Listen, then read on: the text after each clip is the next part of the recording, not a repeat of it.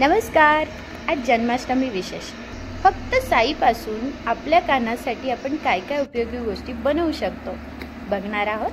हे आहे 8 ते 10 दिवस साचवलेलं साईचं दही. व्यवस्थित फेटून घेतलंय. यातलंच थोडं भोजनासाठी काढून घेतलंय. हे मिश्रण रात्रीच फ्रीजमधून बाहेर काढलंय. एक वाटीभर बर्फ लावून ठेवलाय. हे फुललेलं दिसतंय.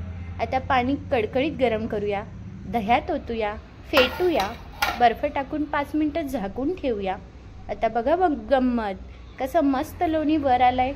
हे स्वच्छ पाण्याने धुवून थोडं नितरून घेऊया आणि गडवायला ठेवूया. कडक आलं की तुळशीचे पानं टाकू. गॅस बंद केला. ताक गाळून घ्या. ह्यात निघाला आहे 2 भांडे भरून ताक. त्यातलं एक दिलं आहे भांडेवाले ताईंना. उरलेल्या ताकात मी करणार आहे सकाळी कढी आणि रात्री सुरळीच्या वड्या.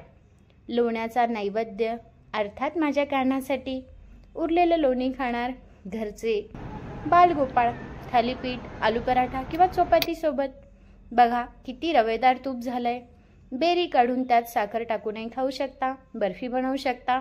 कढई चपाती किंवा भाताने पुसून घ्या. पण माझा उद्योग सांगते, मी त्यात फुलवाती भिजवते आणि बघा किती प्रसन्न दिवा जळतोय ते. थँक्यू.